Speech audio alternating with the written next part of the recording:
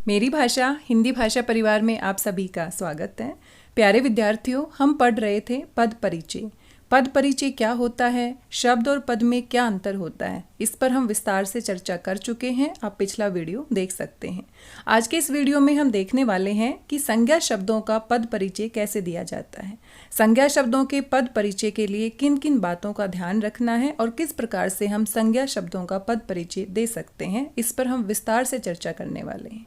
आइए शुरू करते हैं आज का वीडियो। पद परिचय को हम मुख्य रूप से 5 प्रकार में विभाजित करते हैं।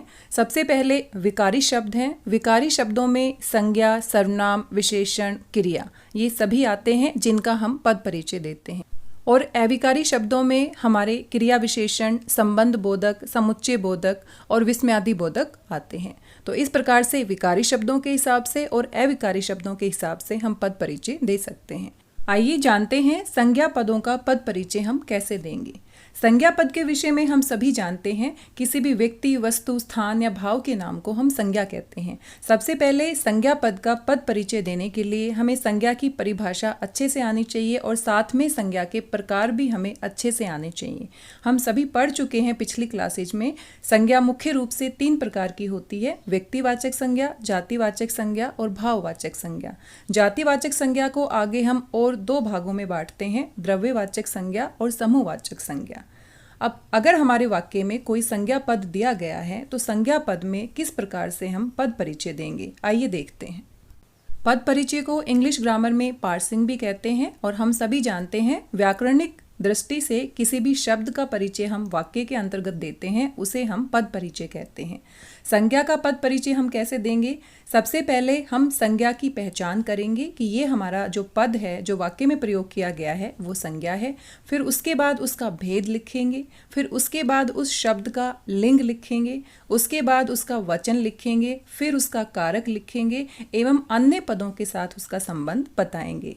ये सभी बिंदु हम ध्यान में रखते हुए संज्ञा पदों का हम परिचय देंगे। सबसे पहले संज्ञा किस प्रकार की है, उसके बाद कौन सा लिंग है, उसके बाद कौन सा वचन है, उसके बाद कौन सा कारक प्रयोग किया गया है और उसके बाद बाकी पदों के साथ उस संज्ञा पद का क्या संबंध है। आइए उदाहरण देखते हैं। राम ने रावण को बाण से मारा। इस उदाहरण में हमारे 3 संज्ञा पद का प्रयोग किया गया है: राम, रावण और बाण। राम का अगर हमें पद परिचय देना है तो सबसे पहले राम किसी व्यक्ति का नाम है, इसलिए ये संज्ञा है। कौन से प्रकार की संज्ञा है? व्यक्तिवाचक संज्ञा है। उसके बाद लिंग बताएंगे कि कौन सा लिंग है, राम यहाँ पर पुल्लिंग है। उसके बाद वचन बताएंगे कि एक व्यक्ति की बात हो रही है या अनेक व्यक्तियों की बात हो रही है, तो राम एक व्यक्ति है इसलिए एक वचन है। अब राम हमारे पूरे वाक्य में कर्ता का कार्य कर रहा है तो कर्ता कारक प्रयोग किया गया है और साथ में मारा क्रिया का कर्ता है। मारा क्रिया को करने वाला कर्ता कौन है? राम है। इस प्रकार से संज्ञा पदों के बारे में पूरी विस्तृत जानकारी हम देंगे कि किस प्रकार से व्याकरण की दृष्टि से ये जो हमारा पद है इस वाक्य में प्रयोग किया गया है, इसकी क्या पहचान है। वाक्य में प्रयोग किया गया दूसरा संज्ञा पद है रावण। रावण यहाँ पर संज्ञा है, किसी व्यक्ति का नाम है इसलिए व्यक्तिवाचक संज्ञा है। यहाँ पर रावण पुल्लिंग है, साथ में एक वचन है, कर्म कारक है। राम हमारा कर्ता था लेकिन रावण हमारा यहाँ पर कर्म कारक है। तो कारक का हमें ध्यान देना है कि वाक्य में कारक किस प्रकार का प्रयोग किया गया है। और मारा क्रिया का कर्म है। राम का जब हमने पद परिचय दिया था तो वो मारा क्रिया का कर्ता था। कर्ता क्रिया को करने वाला होता है और यहाँ पर जो हमारी क्रिया मारा है तो किसको मारा गया है? यहाँ पर कर्म क्या है? रावण है। तो इन बातों का हमें विशेष रूप से ध्यान रखना है कि पूरे वाक्य में किस प्रकार से हमारे पद को प्रयोग किया गया है। वाक्य में प्रयोग किया गया तीसरा संज्ञा पद है बाण। बाण हमारा संज्ञा है लेकिन बाण यहाँ पर जातिवाचक संज्ञा है, पूरी जाति का बोध करा रहा है।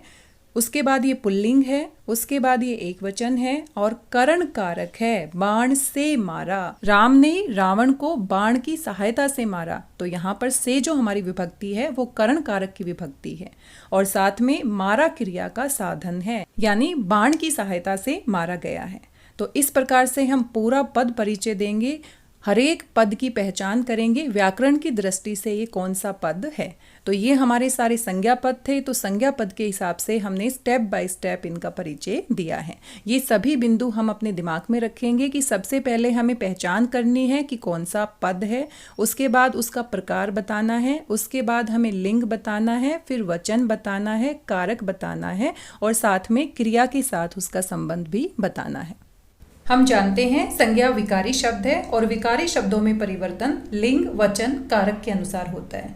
जब भी हम इनका पद परिचय देंगे तो इन बातों का हम विशेष रूप से ध्यान रखेंगे कि विकारी शब्दों में परिवर्तन कैसे होता है। आइए कुछ और उदाहरण देखते हैं। सर्वेश ने चित्र बना लिया। सर्वेश को हाईलाइटेड किया गया है। परीक्षा में भी आपसे इसी प्रकार से प्रश्न पूछे जाएंगे। जिस पद का आपसे परिचय लिया जाएगा उसके नीचे या तो आपको अंडरलाइन किया जाएगा या उस पद को हाईलाइटेड किया जाएगा। तो यहाँ पर सर्वेश का पद परिचय हमें देना है। पूरे वाक्य में सर्वेश यहाँ पर संज्ञा का कार्य कर रहा है, साथ में व्यक्तिवाचक संज्ञा का कार्य कर रहा है। सर्वेश यहाँ पुल्लिंग है, साथ में एक वचन है और कर्ता कारक है। और किसका कर्ता है? क्रिया हमारी यहाँ पर है बना लिया। तो बना लिया जो हमारी क्रिया है उसका कर्ता यहाँ पर सर्वेश है। इसी प्रकार से दूसरा उदाहरण है, राष्ट्र का धन परिश्रमी नागरिक ही है। राष्ट्र का धन हाईलाइटेड किया गया है और साथ में नागरिक को हाईलाइटेड किया गया है। इसका मतलब है इन दोनों का पद परिचय हमें देना है। राष्ट्र का, राष्ट्र हमारा यहाँ पर संज्ञा है और साथ में कौन सी संज्ञा है? जातिवाचक संज्ञा। साथ में हमारा राष्ट्र पुल्लिंग है, एक वचन है और का यहाँ पर कारक विभक्ति है संबंध कारक की, इसलिए यहाँ पर संबंध कारक है और इसका संबंध धन से है। तो कभी कभी हमें सीधा नाम ना देकर कुछ ऐसे पद दे दिए जाते हैं जिसके साथ हमारी कारक की विभक्ति भी लगी होती है। तो इस प्रकार के संज्ञा पदों का परिचय देते समय हमें ध्यान रखना है कि किस प्रकार से हम उसके बारे में बताएंगे। दूसरा हमारा संज्ञा पद है धन। धन यहाँ पर संज्ञा है और साथ में जातिवाचक संज्ञा का कार्य कर रहा है। धन हमारा पुल्लिंग है, कर्ता कारक है, एक वचन है और साथ में है क्रिया का पूरक है, यानी है जो क्रिया है उसको पूरा करने वाला है। तो इस तरह से हम जो हमारा संबंध है बाकी पदों के साथ उसको भी विस्तार से बताएंगे कि जो क्रिया है, अब यहाँ पर जो क्रिया है वो है होना क्रिया है कि जो भी राष्ट्र का धन है वो परिश्रमी नागरिक होते हैं। तो ह जो हमारी क्रिया है उसके साथ पूरक का कार्य कौन कर रहा है? धन। अगला हमारा पद है नागरिक। नागरिक हमारा जातिवाचक संज्ञा है, पुल्लिंग है, बहुवचन है, क्योंकि वाक्य के अर्थ के हिसाब से नागरिक यहाँ पर एक वचन की तरह कार्य नहीं कर रहा बल्कि बहुवचन की तरह कार्य कर रहा है। बहुत सारे नागरिकों की बात की जा रही है, इसलिए सिर्फ हमें पद को देखकर ही उसका परिचय नहीं देना बल्कि पूरे वाक्य को बड़े ध्यान से पढ़ना है कि पूरे वाक्य में जो हमारा पद है वो किस तरह से कार्य कर रहा है। इसका विशेष रूप से ध्यान रखना है क्योंकि शब्द को देखते ही अगर हम परिचय देंगे तो हमारा परिचय गलत हो सकता है। पूरे वाक्य में हमारा जो पद है वो किस प्रकार का कार्य करता है उसी के आधार पर हम उसका परिचय देंगे। जैसे कि इस वाक्य में नागरिक, अगर हम पद को देखें, सिर्फ हम शब्द को देखें तो वो एक वचन का कार्य कर रहा है, लेकिन पूरे वाक्य में हमें किस हिसाब से उसका प्रयोग किया गया है उसके आधार पर हमें स्पष्ट हो जाता है कि नागरिक एक वचन ना होकर बहुवचन का कार्य कर रहा है। इसी प्रकार से हम अनेक प्रकार के उदाहरणों का अभ्यास कर सकते हैं ताकि बार बार अभ्यास करने से पद परिचय का हमें अच्छे से अभ्यास हो जाए। यहाँ पर भी कुछ उदाहरण दिए गए हैं, आप इनको देख सकते हैं। माँ ने नौकर से सब्जी मंगाई। सब्जी जो हमारा है वो संज्ञा शब्द है, जातिवाचक संज्ञा है, साथ में सब्जी स्त्रीलिंग है। लिंग का निर्धारण करते समय हमें कुछ नियम का ध्यान रखना है, तो इसके लिए आपको लिंग कैसे पहचाना जाता है उसका पूरा ज्ञान होना चाहिए, क्योंकि हिंदी व्याकरण में दो प्रकार के लिंग होते हैं, पुल्लिंग और स्त्रीलिंग। संस्कृत व्याकरण की बात करें तो संस्कृत में हमारे 3 प्रकार के लिंग होते हैं, स्त्रीलिंग, पुल्लिंग और नपुंसक लिंग। इसलिए संस्कृत व्याकरण में कुछ वस्तुएं ऐसी होती है जिनको हम ना ही स्त्रीलिंग में रखते हैं और ना ही पुल्लिंग में रखते हैं, लेकिन हिंदी व्याकरण में जितने भी शब्द आते हैं उन सभी का प्रयोग हम या तो पुल्लिंग में करेंगे या स्त्रीलिंग में करेंगे। जैसे सब्जी है तो सब्जी हमारा स्त्रीलिंग में आएगा, तो इसके लिए आपको लिंग से संबंधित जानकारी होनी चाहिए। आप एक बार लिंग के सारे नियम रिवाइज कर सकते हैं। सब्जी हमारा जातिवाचक संज्ञा है, साथ में स्त्रीलिंग है, एक वचन है, कर्म कारक में, यानी सब्जी पद हमारे वाक्य में कर्म कारक का कार्य कर रहा है। तो इस प्रकार से सब्जी का हम पूरा पद परिचय देंगे। आप बाकी उदाहरण खुद से पढ़कर देख सकते हैं, बड़े ही आसान है। बस हमें पद परिचय देते समय जो महत्वपूर्ण बिंदु हैं उनका जरूर ध्यान रखना है। उदाहरण के लिए बुराइयों से दूर रहो। बुराइयों जो शब्द है यहाँ पर संज्ञा है और साथ में जातिवाचक संज्ञा है। अगर हम बुराई शब्द की बात करें तो बुराई हमारा विशेषण होता है, लेकिन जब हम बुराई को बहुवचन में प्रयोग करते हैं बुराइयों, तो वो हमारा जातिवाचक संज्ञा हो जाता है।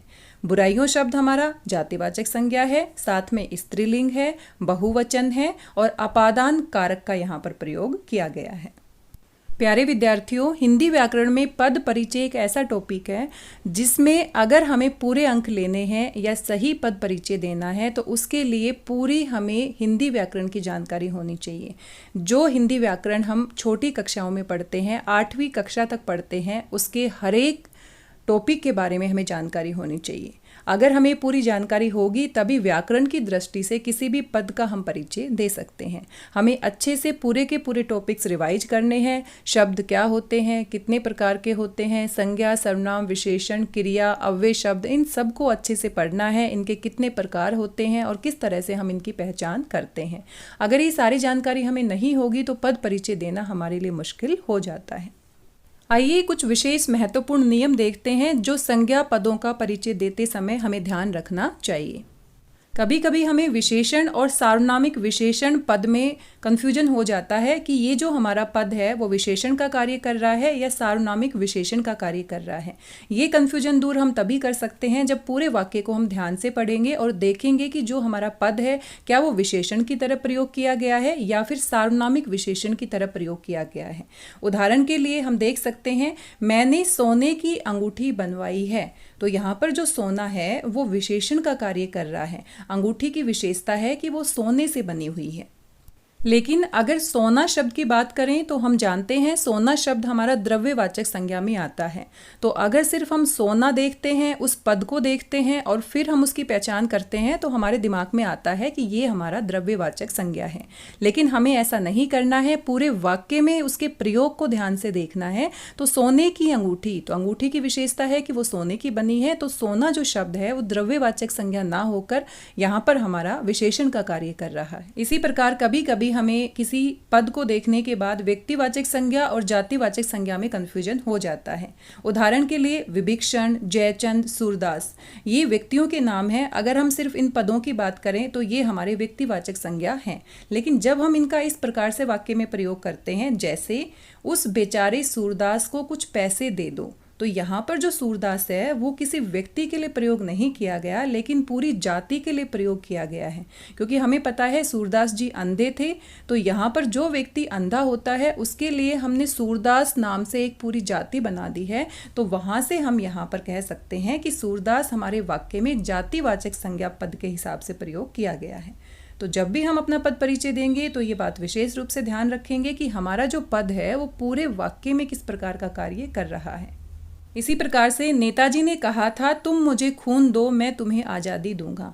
तो यहाँ पर जो नेताजी है वो सुभाष चंद्र बोस के लिए प्रयोग किया गया है, तो ये हमारा संज्ञा पद है।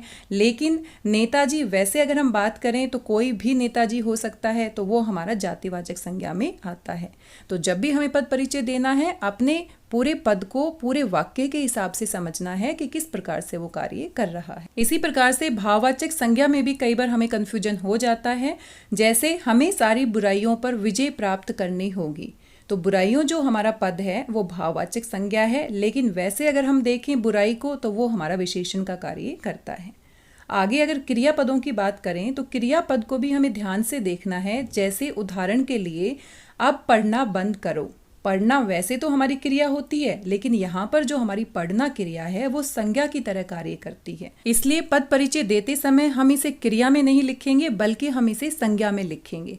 इसी प्रकार से कुछ और शब्द भी हो सकते हैं जिनका वाक्य में प्रयोग हमें देखना है, संज्ञा की तरह प्रयोग किया गया है या फिर हमारा क्रिया की तरह प्रयोग किया गया है। तो बार बार हमने यही देखा कि पद को पूरा समझना है और साथ ही वाक्य में उसके प्रयोग को भी समझना है, क्योंकि वाक्य में उसका प्रयोग ही हमें सही तरीके से बता सकता है कि पद का वास्तविक परिचय क्या होगा। आइए एक और उदाहरण देख लेते हैं। करीम ने छोटी बहन के लिए मिठाई खरीदी। करीम हमारा व्यक्तिवाचक संज्ञा है, पुल्लिंग है, एक वचन है, कर्ता कारक है और खरीदना क्रिया का यहाँ पर कर्ता है। बहन पद का परिचय जातिवाचक संज्ञा है, स्त्रीलिंग है, एक वचन है और संप्रदान कारक है, क्योंकि बहन के लिए यहाँ पर विभक्ति का प्रयोग किया गया है। साथ में बहन पद पूरे वाक्य में कर्म का कार्य कर रहा है। इस प्रकार से हम इसका परिचय दे सकते हैं। अगला हमारा पद है मिठाई। जातिवाचक संज्ञा है, स्त्रीलिंग है, क्योंकि हिंदी व्याकरण में सारे के सारे पद हमारे या तो स्त्रीलिंग में आएंगे या फिर हमारे पुल्लिंग में आएंगे। यहाँ पर कोई नपुंसक लिंग नहीं होता है। मिठाई पद स्त्रीलिंग है, एक वचन है, कर्म कारक है और साथ में ये हमारा कर्म का कार्य कर रहा है। पूरे वाक्य को ध्यान से देखें तो मिठाई भी हमारा कर्म है और बहन भी हमारा कर्म है। तो ऐसे भी वाक्य होते हैं जिनमें दो कर्म होते हैं। तो ये हमें विशेष रूप से ध्यान रखना है कि जो मुख्य कर्म है उसके आगे हम मुख्य कर्म लिख सकते हैं और जो गौण कर्म है उसके आगे हम गौण कर्म लिख सकते हैं। प्यारे विद्यार्थियों, आज के इस पूरे वीडियो में हमने सिर्फ संज्ञा पदों का परिचय देना सीखा है कि कौन कौन सी बातें संज्ञा पदों का परिचय देते समय हमें ध्यान रखनी है। अगले वीडियो में हम सर्वनाम पदों का पद परिचय कैसे दिया जाता है इसके बारे में विस्तार से चर्चा करेंगे। तब तक आप सभी के सभी जो व्याकरण के टॉपिक हैं उनके बारे में जरूर एक बार प्रैक्टिस कर लीजिए, क्योंकि इनका बार बार पद परिचय देते समय हम इनका अभ्यास करेंगे। साथ ही वीडियो आपको कैसा लगा अपना फीडबैक जरूर दीजिएगा। मिलते हैं अगले वीडियो में। तब तक अभ्यास करते रहिए, स्वस्थ रहिए, व्यस्त रहिए, मस्त रहिए और पढ़ते रहिए। मेरी भाषा हिंदी भाषा परिवार से जुड़ने के लिए आप सभी का धन्यवाद, बहुत बहुत धन्यवाद।